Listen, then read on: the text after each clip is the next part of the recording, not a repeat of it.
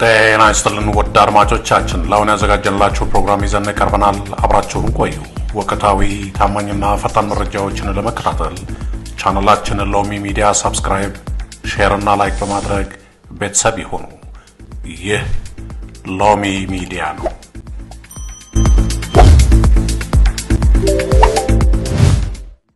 ወድ የሎሚ ሚዲያ ተከታታዮች፣ በዛሬው ሐሙስ ታህሳስ 2 2018 ዓ.ም ያዘጋጀንላችሁ ትንታኔ ይዘን ቀርበናል። ቆይታችሁ ከኛ ጋር ይሁን። ከንጋት ወጋገን ወደ ድቅድቅ ጨለማ የኢትዮጵያ ሚዲያ የቁልቁለት ጉዞ በዶክተር አብይ አህመድ ዘመን ልዩና ጥልቅ ትንታኔ እንደሚከተለው ነው። የተሰበረው የተስፋ ቃልና የህልም መክሸፍ በ2010 ዓ.ም በኢትዮጵያ ፖለቲካ ሰማይ ላይ የታየው ለውጥ ለዘመናት ተለጉሞ ለኖረው የኢትዮጵያ ፕሬስ ትንሣኤ እንደሚሆን ብዙዎች ተስፋ ጥለው ነበር። ጠቅላይ ሚኒስትር አብይ አህመድ ወደ ስልጣን እንደመጡ የወሰዱት እርምጃ ዓለምን ያስደመመ ነበር። የቃሊቲ እስር ቤት በሮች ተከፍተው ጋዜጠኞች እንደ ጀግና ሲወጡ፣ ሽብርተኛ ተብለው የተፈረጁ የውጭ ሀገር ሚዲያዎች ኢሳትና ኦኤምኤንን ሳይቀር በቦሌ ዓለም አቀፍ አየር ማረፊያ ሲገቡ የኢትዮጵያ ሕዝብ የፍርሃት ዘመን አበቃ ብሎ አምኖ ነበር።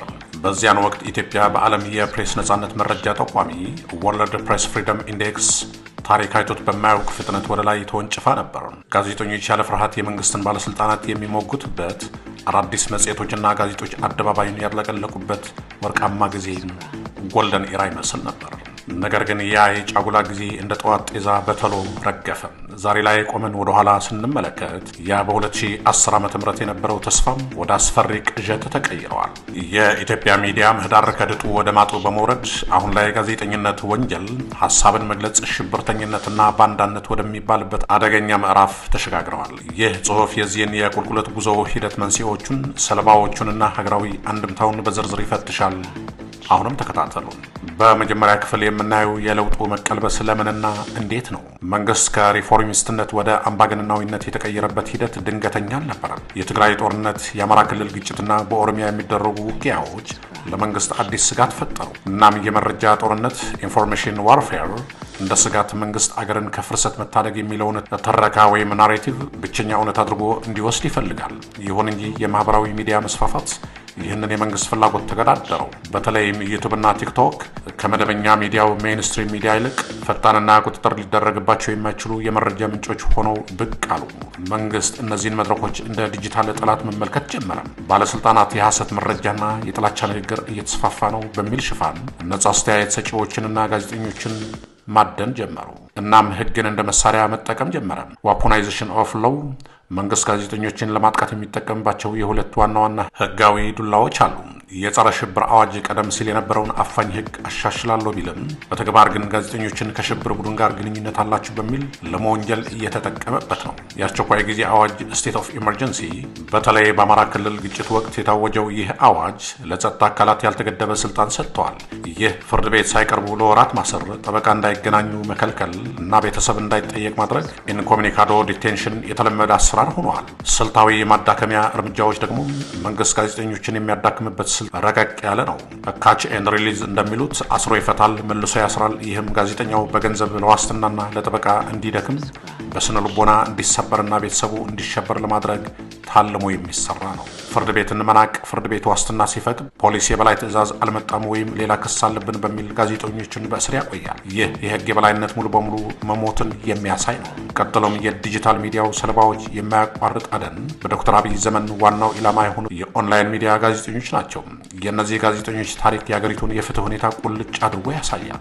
በመጀመሪያ የምናየው የጋዜጠኛና መምህርት የመስከረም አበራ ጽናትና ፈተና ነው። የኢትዮጵያ ንቃት ሚዲያ ባለቤት የሆነችው መስከረም አበራ የመንግስትን ፖሊሲዎች በሰላና በምክንያታዊነት በመተቸቷ ትታወቃለች። የእስር ዑደቱ መስከረም ቢያንስ ለ3 ጊዜ ያህል በከፍተኛ ሁኔታ ታስራለች። ግንቦት 2014፣ ታህሳስ 2015 እና በመጨረሻም ሚያዝያ 2015 ዓ.ም ለምን ፈሯት? መስከረም የጦር መሳሪያ አልያዘችም፣ ድንጋይም አልወረወረችም። ነገር ግን መንግስት የሚፈራው ሐሳቧን ነው። የፖለቲካ ትንታኔዎቿ ተደማጭነት ማግኘታቸውና የመንግስትን አካሄድ እርቃኑን ማስቀረቷ እንደ ስጋት ታየ። የአሁኑ ሁኔታ ደግሞ በሽብር ተከሳ በእስር ቤት ትገኛለች። በእስር ቤት ሆናም መብቷን ከመጠየቅና የህሊና ጥንካሬዋን ከማሳየት አልቦዘነችም። እሷ የዚህ ዘመን የፕሬስ ነጻነት ተጋድሎ ምልክት ሆናለች።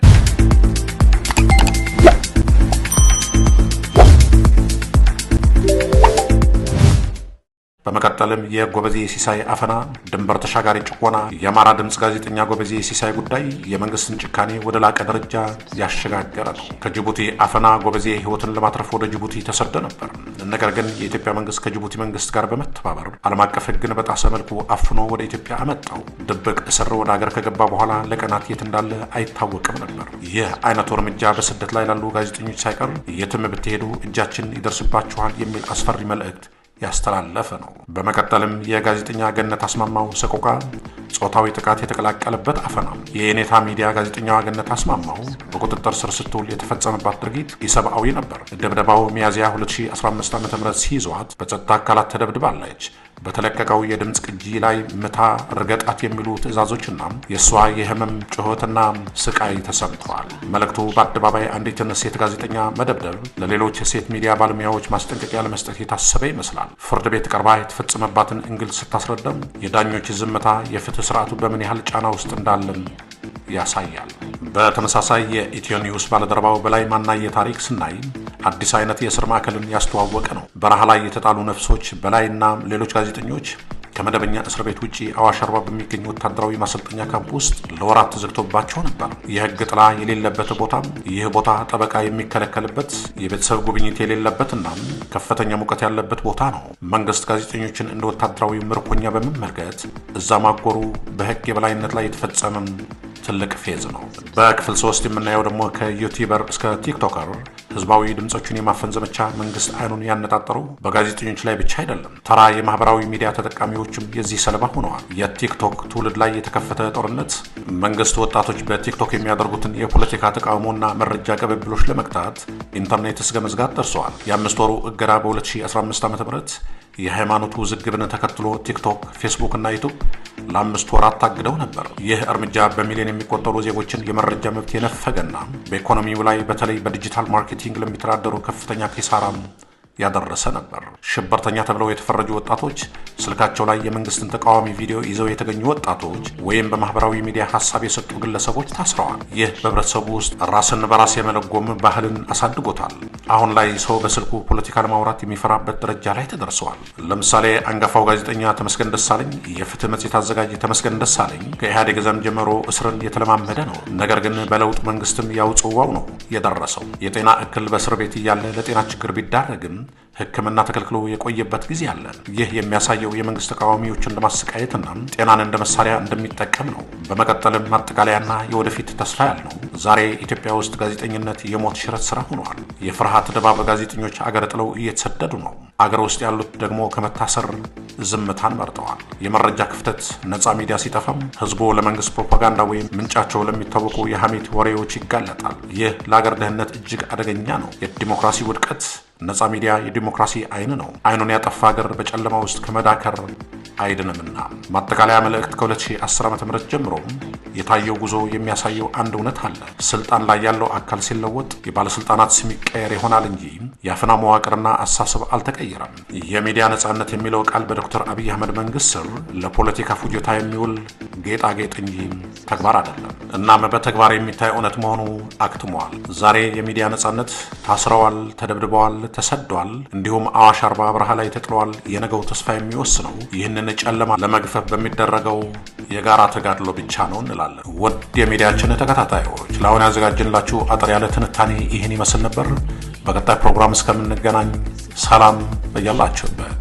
ታማኝ ወቅታዊና ፈጣን መረጃዎችን ለመከታተል ቻናላችንን ሎሚ ሚዲያ ሰብስክራይብ፣ ሼር እና ላይክ በማድረግ ቤተሰብ ይሁኑ። ይህ ሎሚ ሚዲያ ነው።